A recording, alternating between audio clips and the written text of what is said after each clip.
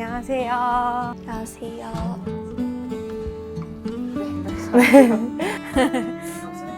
앞에서 박수 한 번만. 제가요? 네. 하나, 둘, 셋. 네, 안녕하세요. 저는 이화여자대학교 정치외교학과 21학번 박소영이고요. 지금은 졸업 유예 상태에서 기자 지망생으로서 지금 준비를 하고 있어서 저는 투명가방끈이라는 단체랑 청소년 인권운동연대 지음에서 활동하고 있는 난다라고 합니다. 네, 반갑습니다. 안녕하세요. 이화여대 장애인권 자치단이 틀린 그림 찾기에서 활동하고 있는 활동가 명이라고 합니다. 네. 반갑습니다.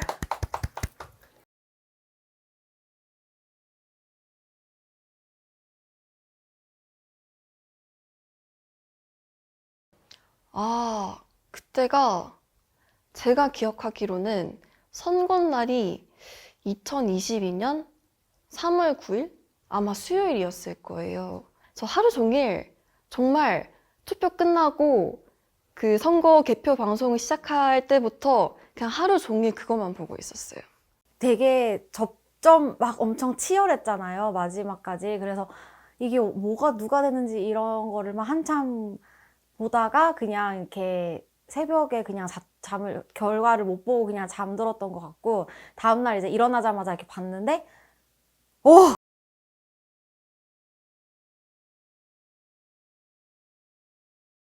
사실 이게 진짜 마음이 너무 복잡했는데, 헌법재판소가 그 전까지 정말 속을 태웠잖아요. 막 길은 도대체 언제 잡히는 것이며, 왜 이렇게까지 안 잡는 것이며, 막 이런 걸로 되게 약간 마음이 오락가락 했던 것 같아요. 약간 좀 불안한 마음. 이제 작년 말부터 계속해서 자보 쓰고 그리고 계속해서 투쟁 나가고 이런 식으로 활동을 하다가 4월 이제 그런 겨울을 갔다가 이제 봄이 됐는데 딱 파면 소식을 들은 거예요. 그래서 그땐 너무 기뻤고 그 당시엔 그냥 학교에서 그냥 시험 공부하고 있었는데 딱 소식을 같이 유튜브로 라이브를 보고 있었습니다. 많은 분들이 그 파면 생중계를 보시면서 이거 뭐지? 혹시나 이거 기가 뜨는 거 아닌가 하고 마음이 졸였다고 하셨는데 저는 다행히도 그냥 덤덤하게 끝까지 봤습니다. 그래도 선고를 하는 순간에는 뭔가 마음이 놓이더라고요. 긴장이 딱 풀리고 한 곱이 넘겼구나 하는 그런 생각이 들었습니다.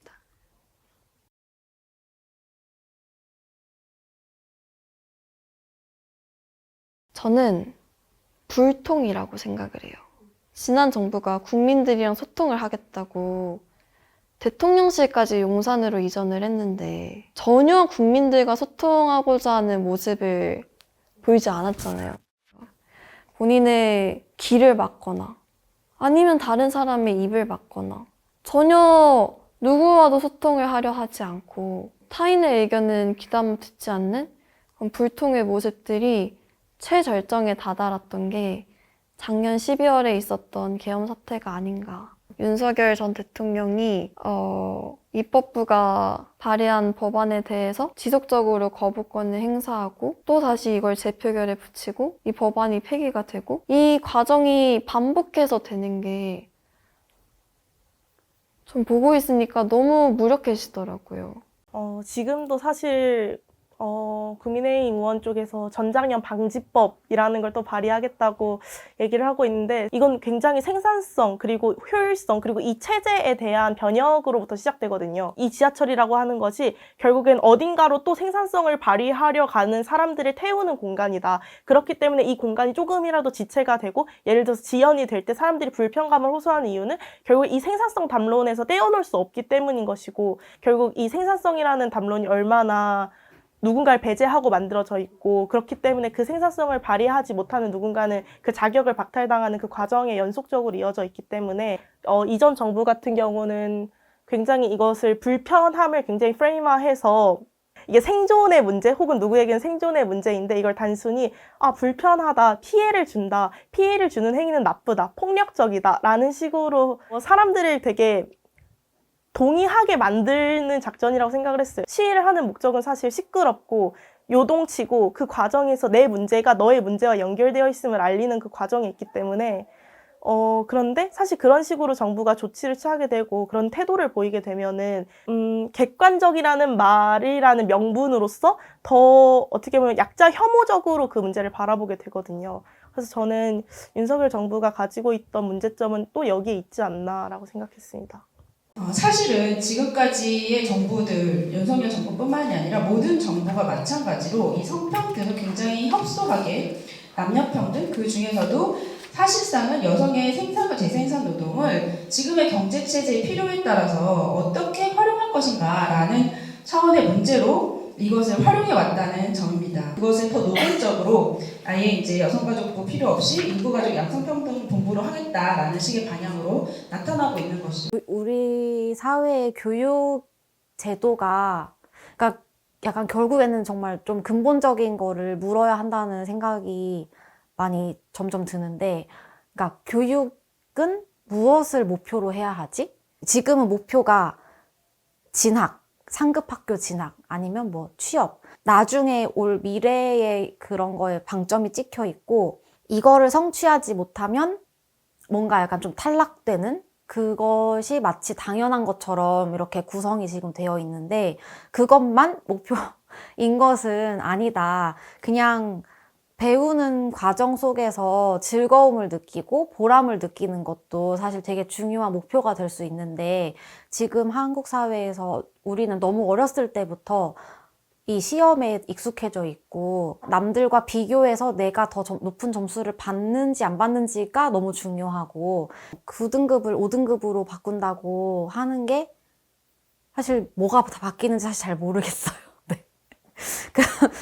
어쨌든 그 등급을 내는 것 자체가 결국에는 이제 줄 세우기를 하겠다는 것이고, 그전에는 9등급이 있었다면 이번에 이제 5등급이 있는 거잖아요. 그냥 그 분포가 더 넓어지거나 뭐 이럴 수는 있지만, 어쨌든 그러면 5등급에 대한 차별과 무시와 이런 것들이 은 바뀌지 않을 텐데, 약간 그게 뭐가 바뀌는 거지? 이게 너무 사람들이 익숙해져 있다 보니까 이것을 벗어난 다른 교육 과정을 상상하는 것이 사실 저도 약간 좀 막막하게 느껴지기도 하거든요. 하지만 상상하는 것부터가 일단은 좀 달라질 수 있는 첫걸음이라는 생각이 들어서, 이런 이야기들이 더 많이 나올 수 있으면 좋겠고, 교육 약자와 동행을 해가지고 희망 사다리를 복원하겠다라고 하는 게 약간 그 기존의 교육에서의 틀을 그대로 유지하는 것 같아요. 그러니까 교육이 이제 계층 이동의 사다리인 것처럼 많이 여겨지는데,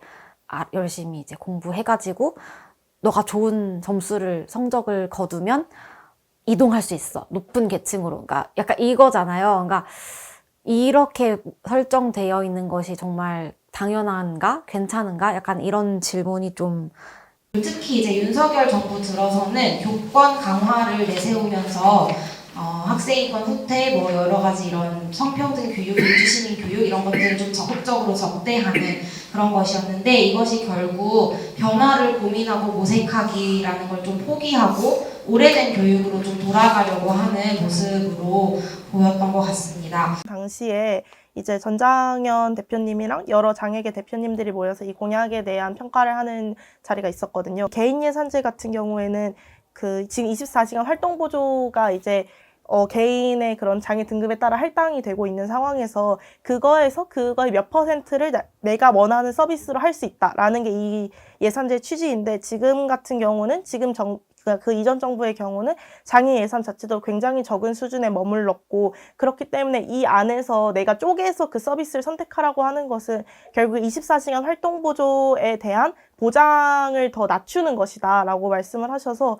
그러니까 사실은 이건 장애 예산 자체에 대한 전체적인 그 할당되는 몫이 너무 적어서 발생하는 이야기이기도 하고, 결국에는 전 이게 정말로 개인 맞춤형 서비스로 발전을 하기 위해서는 장애 등급제의 실질적인 폐지가 같이 일어나야 된다 생각하거든요. 지금 사실 예전에 그 장애 등급제는 폐지됐어요. 근데 그러나 아직도 최중증, 중증, 경증으로 뭔가 사람을 등급화하는 것들이 분명히 있고, 그리고 이걸 체크리스트 형식으로 그런 지원 체계가 마련이 된단 말이에요. 이거를 단순히 등급제로서 판단을 하려다 보니까 개인 맞춤형 서비스가 이루어지기 어려운 상황이고, 그래서 저는 장애 등급제 실질적 폐지가 개인 예산제가 정말로 도입이 된다면은 정말로 이게 사업이 운영되려면 이게 함께 움직여야 된다고 생각을 했고, 또 더불어서 예산 자체에 대한 증폭도 굉장히 필요하다라고 생각했습니다. 그럼 목표가 달라지면 과정도 사실 달라질 수 있으니까, 그러면 교육 내용을 뭘로 채울지, 그럼 이 내용을 어떻게 채울지를 누구와 함께 논의할 것인지, 학생들하고 당연히 논의해야 되는데, 지금은 교육 정책을 정하는 그런 막 테이블 많이 막 국가교육위원회 이런 거 있는데, 최종위원회에는 청소년은 빠져 있다고 알고 있거든요. 거기에 그러면 이제 비진학 청년들은 어떤 교육 이런 거에 대해서 어떻게 얘기를 이 얘기가 어떻게 반영이 될 수 있는지, 되게 교육이라고 하는 게 우리 사회 전 영역에 많은 사람들의 전 생애에 걸쳐서 사실은 영향을 주는 그런 분야, 영역이기도 한데, 되게 소수의 사람들의 입장에서만 얘기되다 보니까 나머지 그거에 속하지 못한 많은 사람들은 거의 좀 소외되거나 기회가 배제되고, 그래서 아예 이거에 관심을 가져볼까 하는 생각도 잘 못하게 한다든지, 약간 좀 그런 문제가 있는 것 같아요. 네.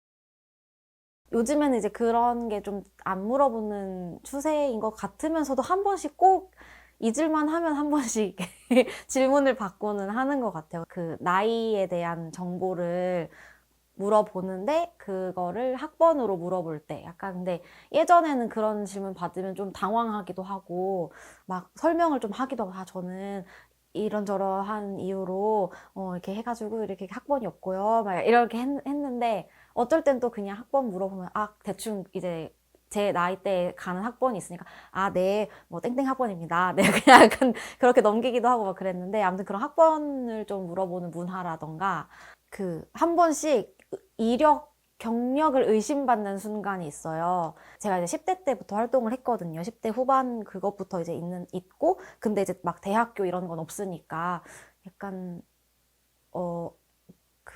약간 이렇게 정말 이때부터 활동하신 게 맞나요? 약간 이런 걸 한 번 더 물어보시고, 그래서 학력 안 써 있는 거를 제가 이제 저희 일부러 안 썼습니다 이렇게 하면서 좀 문제의식을 말씀드리고 이런 취지를 이렇게 안내를 드리는데, 근데 혹시 전공이라도 알려주시면 안 될까요?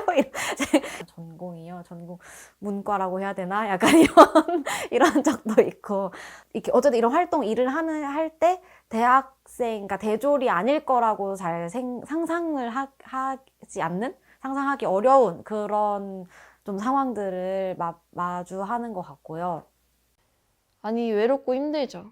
네. 그러니까 저도 사람이고 또 한참 청춘을 보낼 나이잖아요. 그러니까 저도 친구들 많이 만나고 싶고 또 이곳저곳 많이 놀러 다니고 싶고 그런 거를 못하니까 좀 아쉽긴 해요. 근데 이거는 비단 저뿐만이 아니라 우리나라 취업 준비생이라면은 모두가 공감할 만한 얘기지 않을까 싶어요.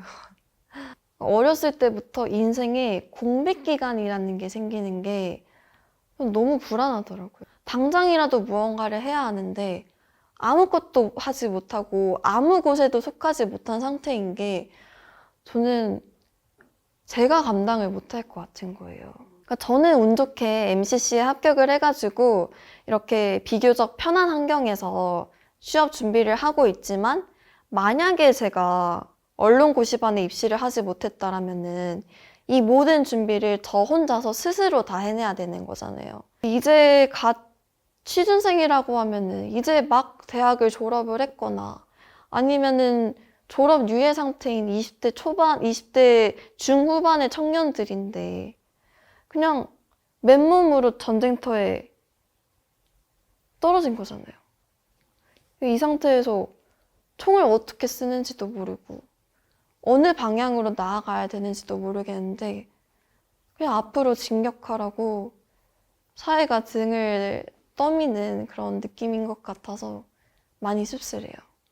엄청 막 악의적인 차별 이런 것까지는 아닌데, 약간 이게 좀 뭐랄까 은은한 차별, 약간 좀 소외감, 뭔가 이게 이렇게 당연하게 여겨지는 것에서 내가 이제 굉장히 벗어나 있는 존재구나라는 거를 딱 그런 느껴질 때 계속 이제 설명을 막 이것저것 더 해야 할 때 반복적으로 그래서 이제 그런 게 좀 있는 것 같고요. 여기 집에 들어올 때도 여기가 청년주택이에요. 그 SH에서 하는 공공임대로 운영을 하고 있고 여기를 넣을 때도 대학생 아니면 사회초년생 아니면 신혼부부 유형으로만 사실 들어올 수가 있어요.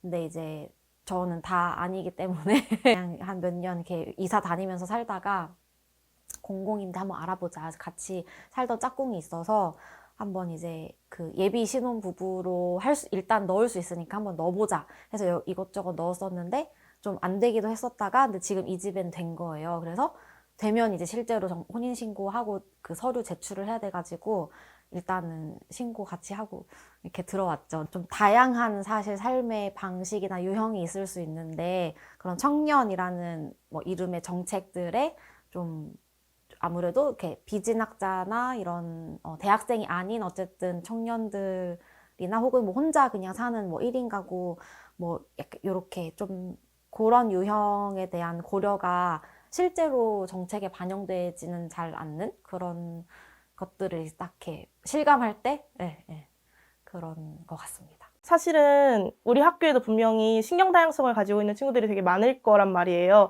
근데 사실 신경 다양성이 있다는 것 자체가 가시화가 잘 안 되고 있고, 그리고 그 신경 다양성에 따라서 예를 들어서 시험 시간을 좀 더 늘려준다거나 아니면 과제 제출 마감 기한을 늘려준다거나 하는 식의 뭔가 조치 혹은 그런 지원 같은 것들이 사실은 공식적으로 안내가 되는 부분들이 없어서 이런 부분을 되게 개선이 필요하다라고 생각을 하고 있고, 또 이런 것들의 문제점은 사실 지원 체계를 사실 등록장애인으로 구축을 해버리면 이 지원이 굉장히 어려워지거든요. 왜냐하면은 신경 다양성 같은 경우에는 등록장애인이 아닌 경우도 굉장히 많고, 그 장애라는 범주와 이 신경 다양성의 범주가 굉장히 모호한 지점들이 있거든요. 사람이 어떤 불편을 얘기했을 때 그 불편을 대하는 방식 자체가 어떤 불편인지를 살펴보고 접근성에서 시작을 해야지, 예를 들어서 너는 어떠한 상태에 등록되어 있는 뭔가 그 배지가 있기 때문에 받을 수 있다라는 식으로 시작되다 보니까 그 과정에서의 뭔가 개선점들이 계속해서 생기는 거 아닐까라고 생각했습니다. 이런 지원과 돌봄과 이 체계에 내가 정말 필요하다라는 거를 본인이 막 이렇게 내가 얼마나 일할 능력이 없고 약간 이런 걸 증명해야지만 겨우 하나 뭐 해주고, 근데 그거 해주는 것도 하나를 지원받았으면 나중에 중복 지원은 안 되고 약간 뭐 이런 거 있잖아요. 그러니까 결국 그렇게 하다 보니까 사람들이 권리를 파이의 문제로 생각을 하고 자꾸 몫이 빼앗긴다. 그 가난한 대학생들은 그들의 삶이 얼마나 가난한지를 또 증명하면서 살아야 되는 그런 것들이 반복되는 게 굉장히 문제적이라고 생각을 했고, 그래서 결국 우리가 이 권리라고 하는 걸 절대 파이의 개념으로 접근해서는 안 되고 어떻게 보면 관계의 영역에서 또다시 이 권리를 접근해야 된다라고 생각했습니다.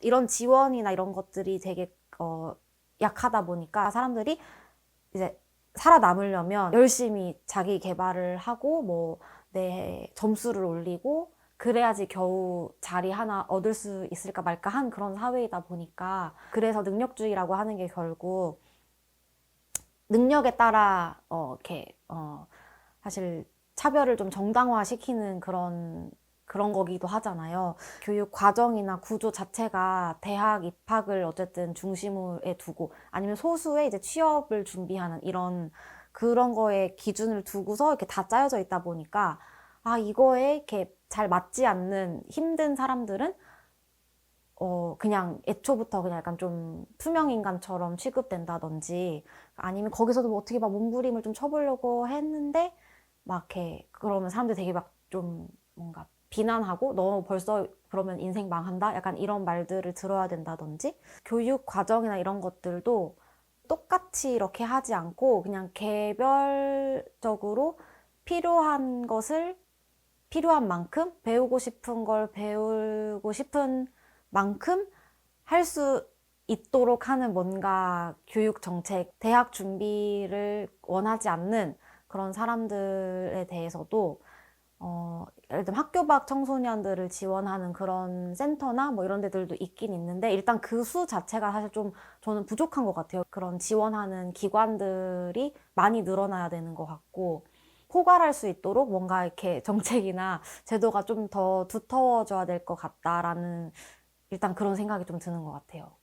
저도 고등학교를 중간에 그만뒀거든요. 근데 그 이유 중에 하나가 사실 입시 문제도 있었던 것 같아요. 좀 답답한 마음이 언제나 컸고 약간 늘 좀 불안하고 이랬던 것 같아요. 그래가지고 여기에 이 시험 여기 앉아가지고 내가 학교에 매일매일 나와서 수업을 듣고 앉아 있는데 이 자리가 내 자리가 아닌 것 같은 느낌. 그래서 나는 하루 종일 학교에 이 생활을 3년 동안 더 해야 된다고? 약간 이게 너무 까마득하게 느껴지고 막 그랬었던 기억이 나는데 근데 진짜 그러고서 학교를 나왔더니 되게 더 있을 곳이 더 없는 것 같은 느낌 많이 받았었거든요. 일단 시선부터가 낮에 제가 돌아다니고 있으면 사람들이 되게 한 번씩 쳐다보는 게 좀 느껴지기도 하고 그리고 이제 공부나 다른 어떤 수업이나 배우고 싶은 거 이렇게 좀 찾아보려고 해도 아까 얘기한 것처럼 제 수가 되게 적고 그리고 과목이 약간 뭐랄까 좀 정해져 있어요. 진짜 무슨 그때 제가 있을 때는 커피가 유행이었어요. 왠지 모르겠는데 카페 바리스타 자격증 따는 게 유행이었고 공부가 안 맞는 것 같거든요. 그리고 특별히 뭔가를 더 배우는 게 떠오르지 않았어. 그때 그런데 왠지 안 가면 안 될 것 같으니까 내가 가는 건가? 약간 이런 고민을 많이 하다 보니까 일단은 그냥 지금 당장은 가지 말아보자. 일단은 그리고 사실 그 등록금이나 이런 거 하는 것도 크잖아요. 근데 그거를 하려면 어쨌든 뭐 빚을 좀 내던지 그 대출을 받던지 아니면 내가 이제 뭐 알바도 하면서 뭐 그런 고민들을 하다 보니까 그러면서 되게 다양한 사람들을 만났거든요. 활동하면서는. 그 전에 학교에 있을 때는 이런 여러 가지 삶을 잘 상상을 못하고 만나보질 못했는데 되게 다양한 사람들이 있다는 걸 만나고 직접 이렇게 느끼게 되니까 뭔가 조금 다르게 살아도 괜찮지 않을까? 이런 생각도 했던 것 같고. 그러니까 공적인 시스템 제도에서 뭔가 할 수 있는 게 사실상 거의 없다시피 했던 것 같아요. 그래서 뭐가 더 필요하고 어떤 문제가 더 지원이 되어야 할까라고 했을 때는 사실 거의 모든 것이 다 필요하다. 왜냐면 거의 없기 때문에. 그러니까 지원이 되는 것도 약간 결국에 뭔가 어딘가 이제 취업을 하는 것을 일단 목적으로, 이게 최종 목표. 그래서 그거까지 가기 위해서 무슨 자격증을 따는지, 그러니까 결국에, 그러니까 취업을 해야지만 이제 사회초년생이 되고, 그러면 이제 예를 들면 주거정책에 지원을 받을 수 있게 된다든지, 약간 그런 식으로 좀 설계가 되어 있는 것 같은데, 약간 그렇지 않은 선택을 에도 좀 지지를 해줄 수 있는 뭔가 그런 제도가 될 수 있으면 좋을 것 같은데 그런 건 어디 없나? 약간 이런 생각도 좀 드는 것 같고요.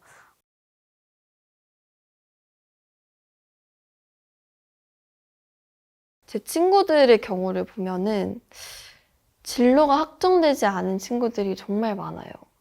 다들 하나같이 하는 말이 대학을 나온 친구 같은 경우에는 내가 대학을 4년을 다녔는데 내 전공이 나랑 잘 맞는지 아직도 모르겠다 라고 이야기를 하는 친구도 있고, 저와 비슷하게 취준을 하고 있는 친구들도 내가 앞으로 어떤 분야에서 일을 해야 될지 모르겠대요. 지금 하고 있는 일이 나랑 맞는지도 모르겠고, 그럼 나는 앞으로 어떤 일을 해야 되고, 이런 게 명확하지 않은 게 저희 세대의 공통점이라고 생각을 하거든요. 이 부분에 있어서 정부가 고등교육 과정에서도 청년들이 어떤 진로 탐색과 관련해서 많은 활동을 할 수 있도록 지원을 해줘야 된다고 생각을 해요. 중고등학생보다 더 절실하게 진로 탐색이 필요한 게 대학교 신입생 때거든요. 청년의 불확실성을 정부가 조금이나마 방향을 잡아줄 수 있는 방향으로 지원해주는 정책을 꼭 실시를 해야 된다고 생각을 합니다. 애초에 본 정책들이 실질적인 문제점을 제대로 파악하지 않은 상태에서 청년 세대 표심을 얻기 위해서 단순히 선거용으로 급하게 만든 느낌이 있거든요. 그러니까 국내 노동시장에서 일어나는 이런 일자리 관련 문제 사안들은 너무 많은 요소들이 복합적으로 얽혀 있어서 몇 가지 정책만으로는 해결이 불가능한데 이런 노동 구조를 개편하려는 근본적인 개혁은 시도조차 안 하고 있잖아요. 왜 어떤 해결책을 내도 이게 해결이 안 되고 도돌이표가 되는지 근본적인 구조를, 그러니까 문제의 원인을 좀 파악을 해야 된다고 생각을 하거든요. 근데 그게 지금으로서는 가능할까? 또 다음 정권이 들어선다고 하더라도 이 구조적인 문제부터 개혁하려는 시도를 할 수 있을까? 그런 거에 대해서는 회의감이 드네요. 사실은 지금 말씀하신 이런 청년 일자리 지원 사업과 관련해서 들어본 적도 없어요. 또 만약에 제가 이거를 알고 있었다고 해도 저는 참여를 안 했을 것 같아요. 정부가 과연 실질적인 도움을 줄 수 있을까? 내가 기자가 되고 싶은데 정부가 기자 지망생으로서 내가 앞으로 나아가야 하는 그런 방향에 대해서 좀 올바른 지원을 해줄 수 있을까? 이게 궁극적으로 청년 실업과 관련한 정부 정책에 대해서 기대가 전혀 없어서 그런 것 같아요. 정권이 바뀔 때마다 청년 일자리 지원 사업은 했단 말이죠. 근데 이 문제가 해결이 안 되고 있어요. 문제를 파악하지 못했으니까, 이 청년 실업과 관련한 원인을 파악을 못했으니까 무슨 정책을 내놔도 문제 해결이 안 되는 거죠. 그래서 그런 부분에 있어서는 조금 정부가 경각심을 가지고 새로운 방향을 모색하면 좋겠어요. 지금 제일 절실한 거는 대기업에서 채용하는 신입사원의 TO를 늘려주면 좋겠어요. 이게 정부가 기업들을 압박을 하든 아니면 지원금을 준다고 뭐 설득을 하든 어떤 방식으로든 간에요. 지금 청년 일자리와 관련해서 제일 큰 문제점이 신입사원을 안 뽑는다는 거거든요. 오로지 경력자만 뽑거나 신입사원을 뽑는다고 하더라도 비정규직이거나 아니면 정말 심각한 경우에는 채용 자체를 안 하는 경우도 있어요. 이렇게 신입사원을 안 뽑는데 취업준비생이 어떻게 취업을 할 수가 있을까요? 그 대학을 평준화하자 이것도 사실 되게 오래전부터 이런 운동이 있었는데 말 그대로 지금은 대학에 서열이 있는 거죠. 약간 1등급이 갈 수 있는 학교가 있고 아닌 이렇게 학교에 다 이제 급이 있어가지고 그렇다 보니까 이제 평준화하자라고 하는 거는 그런 서열 줄 세우기를 없애자라는 이야기이기도 하고 그 서열화되어 있는 것에 따라서 사실 학교가 갖고 있는 자원도 되게 뭐 서울대가 사실 되게 많은 걸 갖고 있고 뭐 좀 막 어떤 대우나 이런 것들이 다르다 보니까 막 이렇게 교육의 양과 질도 되게 다르다든지 막 그런 막 악순환이 좀 있는 것 같아요. 보통은 이제 다른 유럽의 여러 국가들이 이미 하고 있는 정책으로 얘기를 많이 하고 그래서 거기 국가들에서는 일단은 대학 진학률 자체가 그렇게 높지 않고 대학은 진짜 말 그대로 조금 더 깊이 있게 많이 배우고 더 전문성을 갖추고 싶은 사람들, 그런 것이 필요한 사람들이 가서 배우는 곳이고 그냥 학교 이름이 뭐 있긴 있는데 막 뭐 무슨 그냥 1대학, 2대학 약간 이런 식으로 그게 특별히 차이가 있지 않은 거예요. 그냥 이 지역에 가면은 이 대학교를 다니는 거고 약간 그런 느낌? 그러니까 그렇게 되려면 사실은 지금은 또 워낙에 서울 수도권에 또 굉장히 거의 모든 게 다 몰려있다 보니까 비수도권 지역에서도 어떤 이렇게 인프라라든지 사회의 어떤 안전망이라든지 이런 게 잘 갖춰질 수 있도록 하는 또 그런 변화도 같이 일어나야지 그 평준화가 또 실질적으로 의미가 있을 것 같다. 그렇게 되면은 진짜 대학이 어떤 특정 대학이 특권이 되는 게 아니고 그냥 더 배운 그냥 그런 것이고 그게 이제 차별의 이유가 되지 않을 테니까 그러면은 비진학 청년들의 입장에서도 비진학은 그냥 정말 말 그대로 비진학이고 그러니까 대학이 이제 중심이 아닌 거죠. 그리고 그러면서 이제 고용 과정에서도 일자리를 구할 때에도 대학 평준화가 이루어져 있으면 그거에 따라서 어떤 차별이나 이런 그런 그게 기준 조건이 되지 않을 테니까 개인적으로는 부동산 관련 문제를 좀 해결해 주시면 좋겠어요. 그러니까 저는 취업을 하게 되면은 바로 독립을 할 예정이거든요. 지금 자취방을 구하려고 해도 전세고 월세고 이런 집세들이 정말 천정부지로 치솟고 있는 상태잖아요. 그러니까 최소한 무주택자 혹은 이런 저와 같은 청년 세대에 대한 주거비 지원 정책은 필수적으로 실시를 해야 된다고 생각을 해요. 이런 주거비 관련 정책에 있어서 대출 관련 사업은 많거든요. 근데 대출은 한계가 명확하다고 생각을 해요. 주거비 지원 대출 관련 사업들을 강화하는 방향보다는 정말 정부가 비용을 지원해주는 방향으로 정책을 실시하는 게 낫지 않나. 정부가 최소한이라도 가장 절실하게 그 도움을 원하는 사람들에 대해서 필요한 지원을 할 수 있다면 그거를 해야 되지 않나. 그게 가장 최소한 정부로서 할 수 있는. 그 소득 격차 이런 것도 진짜 좀 너무 점점 막 양극화되는 그런 것도 큰 것 같아서 그런 거를 줄여 나갈 수 있는 어떤 여러 가지 제도나 뭐 정책이나 이런 게 되게 있으면 좋을 것 같고, 그리고 사실은 결국엔 약간 차별을 금지하는 거? 우리 사회적으로, 이것은 차별이다 라고 좀 명확하게 하는 것? 그것도 되게 필요한, 되게 중요한 어떤 변화일 것 같고요. 사실 어떤 게 새로 생겨야 된다라는 것보다도 지금도 너무 많은 고단한 투쟁들이 너무 많이 있거든요, 현장에. 전 이제 나중에는 없다고 생각하고 지금 당장 무언가를 해야 된다고 생각을 해요. 결국 저는 그래서 이 이야기가 우리의 해방은 연결되어 있다라고 하는 큰 슬로건과 굉장히 맞닿아 있다고 생각을 하는 게 결국 그 권리 의제들이 계속해서 순위를 다투는 식으로 만들어지게 되고 그렇게 돼서 계속 뭔가 그런 언론에서나 이렇게 다뤄지는 이유 중 하나는 그 의제들이 분명 다 연결이 되어 있는데 그 연결되어 있음을 주목하지 않기 때문이라고 생각을 하거든요. 그래서 전 이게 또 차별금지법 도입하고 또 연결되는 게 지금까지 개별적 차별금지법은 존재해 왔잖아요. 뭐 남녀공용 평등법이라든가 장애인 차별금지법이라든가는 있었지만 사실 그런 개별 법안으로는 그 사람의 교차성을 전혀 포착하지 못하고 사실 교차성이라고 하는 것은 예를 들어서 너 약자야? 마이너스 1. 너 여기선 좀 특혜를 받네? 플러스 1. 이렇게 해서 되는 게 아니고 그 모든 것들이 그 사람의 위치성으로서 결합되어서 나타나는 것이라서 전 그래서 차별금지법이 도입이 돼야 된다 생각하고 그랬을 때 포괄적 차별금지법이 우리 삶에서 굉장히 큰 역할을 해줄 거라고 생각하거든요. 그리고 또 이걸 국가가 나서서 법안을 발의하고 그것이 통과되는 그 과정 자체가 갖고 있는 함의도 굉장히 클 거라고 생각을 하고요.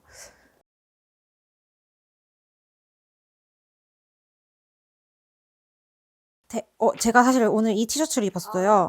이게 저희 굿즈거든요, 나름. 네, 대학은 당연하지 않다. 네, 대학이 당연하지 않은 사회가 되었으면 좋겠고, 대학 가지 않아도 먹고 살 수 있는 세상이었으면 좋겠고, 잘 조명되는, 잘 보이는, 가시화되는 그런 사람들의 이야기뿐만 아니라 되게 조명되지 못하는 사람들의 이야기를 진짜 좀 관심을 가지고 들여다볼 수 있는 그랬으면 좋겠습니다.